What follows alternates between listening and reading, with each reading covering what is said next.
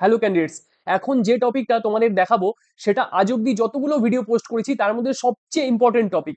Prime minister দুদিন আগেই তার স্পিচে বলেছেন সবাই যেন সোনা কেনা বন্ধ করে দেয়, পেট্রোল ডিজেলের কনজাম্পশন কমিয়ে দেয় আর আননেসেসারি ফরেন ট্রাভেল বন্ধ করে দেয়। তো তার পেছনে ঠিক কি কারণ রয়েছে আর আমাদের দেশের ইকোনমিকে বাঁচানোর জন্য কিভাবে সেন্ট্রাল গভর্নমেন্ট এই যে ইন্টারন্যাশনাল ক্রাইসিস সেটার মোকাবিলা করার চেষ্টা করছে সেটা নিয়েই এই টপিক। অ্যাকচুয়ালি এখানে দুটো টপিক রয়েছে, অনেকটা বড় অনেকটা ভাস্ট, তাই দুটো আর্টিকেল থেকে আমি অল্প অল্প পোর্শন তোমাদেরকে পড়িয়ে দিচ্ছি যাতে পুরো ব্যাপারটা তোমরা ইজিলি গ্রাস্প করতে পারো। প্রথম যেটা সেটা অয়েল নিয়ে, এরপরে এটা শেষ করেই আমি যেটা ধরবো সেটা হচ্ছে ফরেন ট্রাভেল নিয়ে আর গোল্ড নিয়ে। তো পুরো ভিডিওটা তোমরা কিন্তু অবশ্যই দেখো আর সাবস্ক্রাইব করো, নোটিফিকেশন অন করে নাও, লাইক শেয়ার কমেন্ট করো।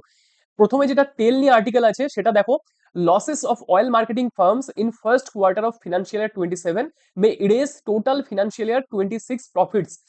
মানে অয়েল মার্কেটিং ফার্ম, তোমরা যদি না জেনে থাকো অয়েল মার্কেটিং ফার্ম বা অয়েল মার্কেটিং কোম্পানি কাদের বলে, তাহলে দেখো ফার্স্ট যে লাইনটা আছে দেখো, public sector oil marketing companies OMCs are incurring heavy losses on fuel sales amid the global price surge due to the West Asia war।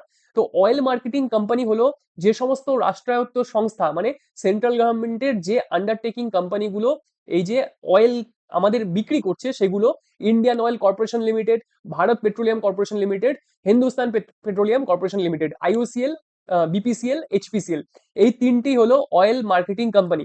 তো বলছে যে এই যে ইন্টারন্যাশনালি ইরান আমেরিকার যুদ্ধের ফলে ইন্টারন্যাশনাল মার্কেটে অয়েলের প্রাইস যে এরকম সাংঘাতিকভাবে বেড়ে গেছে, তার জন্য কি হচ্ছে, এই অয়েল মার্কেটিং কোম্পানিগুলোকে, এই রাষ্ট্রায়ত্ত সংস্থাগুলোকে প্রবল ক্ষতির সম্মুখীন হতে হচ্ছে। কিভাবে ক্ষতি হচ্ছে সেটা বুঝিয়ে দিচ্ছি। এই কোম্পানিগুলো, আমরা তোমরা তো জানোই যে আমাদের দেশে যে অয়েলের যে রিকোয়ারমেন্ট, পেট্রোলিয়ামের যে রিকোয়ারমেন্ট, তার মেজরিটি সিংহভাগই বাইরের দেশ থেকে, মিডল ইস্টার্ন কান্ট্রিগুলো থেকে বা ইউএস থেকে আমাদের আমদানি করে নিয়ে আসতে হয়। দেশের ভেতরে তো সাফিসিয়েন্ট প্রোডাকশন নেই। তো এরা যখন বাইরের দেশ থেকে কিনে নিয়ে আসে তখন তাদেরকে কি কিনতে হয়, ইন্টারন্যাশনাল যে মার্কেট প্রাইস সেই প্রাইসের হিসাবেই এদেরকে কিনে আনতে হয়। তো যেহেতু যুদ্ধ চলছে, স্ট্রেট অফ হরমুজ ব্লক হয়ে আছে, তো সেজন্য ইন্টারন্যাশনাল প্রাইস প্রচন্ড বেড়ে গেছে। কিন্তু এরা আমাদের দেশের ভেতরে ডোমেস্টিক কাস্টমারদের কোন রেটে বিক্রি করছে, সেই 4 বছর পুরনো রেটেই কিন্তু এখনো অয়েলটা বিক্রি করে যাচ্ছে। যার ফলে এদের অয়েল পারচেস করার যে কস্টিং সেটা খুব হাই, কিন্তু বিক্রি করছে কম দামে, তাই এদের প্রত্যেক দিন লস হচ্ছে, বিশাল পরিমাণে লস হচ্ছে। সেটা নিয়ে আর্টিকেলটা, তার জন্য আমাদের ইকোনমিতে কিভাবে চাপ পড়ছে সেই নিয়ে আর্টিকেলটা। তো এখানে তারপরে যে জিনিসগুলো লিখেছে সেগুলো যেটা আমি অলরেডি তোমাদেরকে বলে দিলাম, সেই জিনিসটাই এখানে মেনশন করেছে। তো নেক্সট যে ইম্পর্টেন্ট পয়েন্ট এই আর্টিকেলের, সেই জিনিসটা তোমাদেরকে দেখাচ্ছি। এবার এই প্যারাগ্রাফটায় চলে আসো, এখানে দেখো, the OMCs are estimated to be incurring daily losses worth about rupees 1000 to rupees 1200 crore।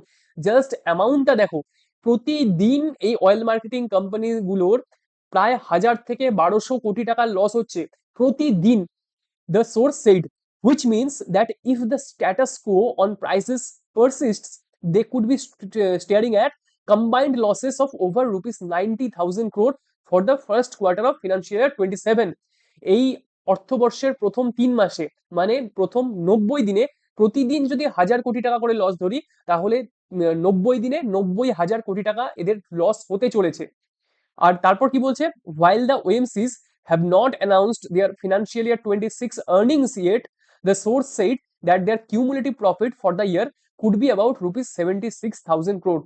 মানে এখনো তারা আগের বিগত অর্থবর্ষে কত টাকা প্রফিট জেনারেট করেছিল সেটার ডিটেল এখনো পাবলিশ করেনি, কিন্তু এস্টিমেট করা হচ্ছে যে প্রায় 76,000 কোটি টাকার মতো প্রফিট এই অয়েল মার্কেটিং কোম্পানিগুলো বানিয়েছিল। সেই পুরো প্রফিটটা কিন্তু ধুয়ে মুছে সাফ হয়ে যাবে শুধুমাত্র এই 3 মাসে, কারণ লস হতে বসেছে 90,000 কোটি টাকা। তাহলে সিচুয়েশনটা কতটা সিভিয়ার সেটা তোমরা কল্পনা করার চেষ্টা করো। According to industry sources, the OMCs are currently losing rupees 14 per litre on sale of petrol and rupees 23 per litre on diesel. প্রত্যেক লিটারে পেট্রোলে 14 টাকা আর ডিজেলে 23 টাকা করে এদের লস হচ্ছে।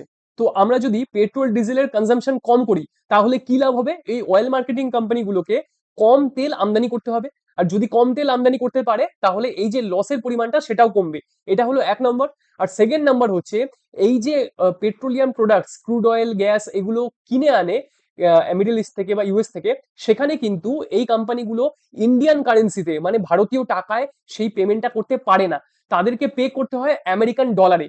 তো আমেরিকান ডলারে যখনই পে করা হয় তখন কি হয়, আমেরিকান ডলারের যেহেতু ডিমান্ড বেড়ে যাচ্ছে তাই ডলার স্ট্রং হতে থাকে, আর ডলারের কম্পারিজনে আমাদের টাকা দুর্বল হয়ে ফল করতে থাকে, কারণ বেশি পরিমাণে টাকাকে ডলারে কনভার্ট করতে হচ্ছে, ডলারের ডিমান্ড বেশি, টাকার ডিমান্ড কম। তো সেজন্য যে ফরেন এক্সচেঞ্জ রিজার্ভ সেটাও ক্রমাগত খালি হয়ে যাচ্ছে, এই প্রচুর পরিমাণে তেল আমদানি করা থাকে। তো এই দুটো জিনিস দেখে প্রাইম মিনিস্টার সবাইকে বলেছেন পেট্রোল ডিজেলের কনসাম্পশন কম করতে। এবার সোনাটা বলে দিচ্ছি, সোনা আর ইন্টারন্যাশনাল ট্রাভেলটা। সোনার যে আর্টিকেলটা আছে সেটাও দেখে নাও। Gold imports double in 2 years, foreign travel spends $15 billion in April to February 2026।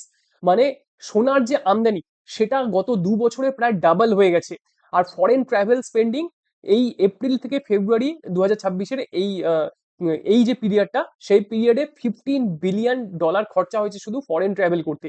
তো দেখো, সোনা আর পেট্রোলিয়াম প্রোডাক্টস এই দুটোই কিন্তু আমরা বাইরের দেশ থেকে যেসব জিনিস আমদানি করি, ইম্পোর্ট করি, তার একেবারে টপ 3 আইটেমের লিস্টে রয়েছে।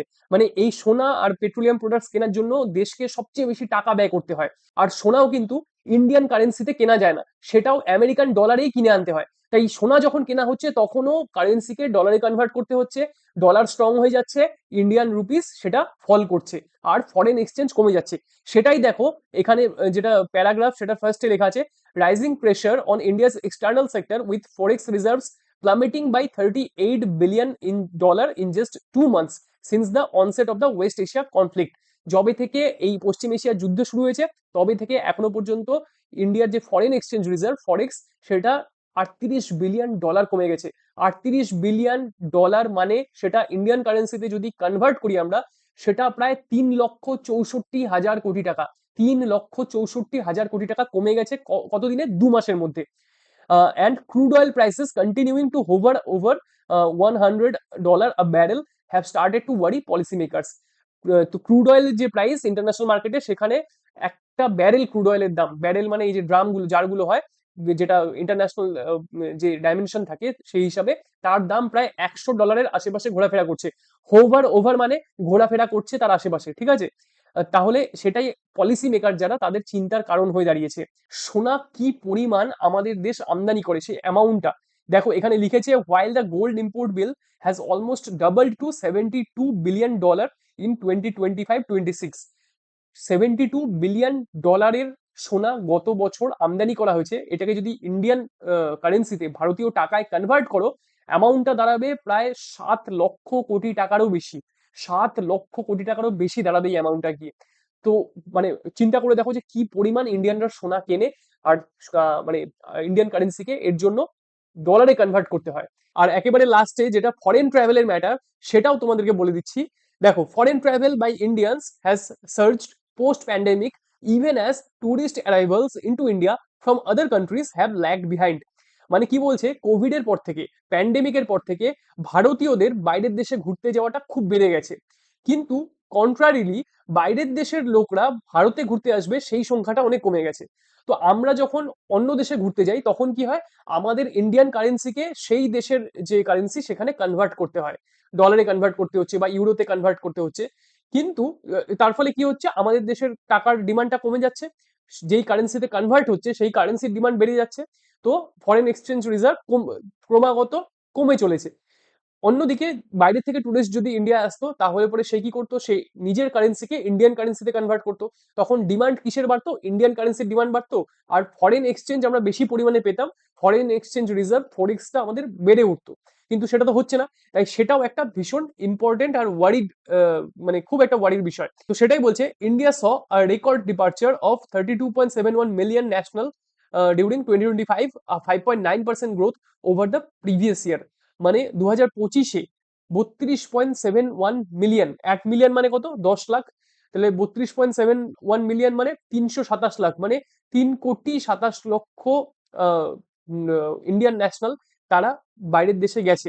5.9% গ্রোথ, 1 বছরে সেই গ্রোথটা 5.9%-এর হয়েছে।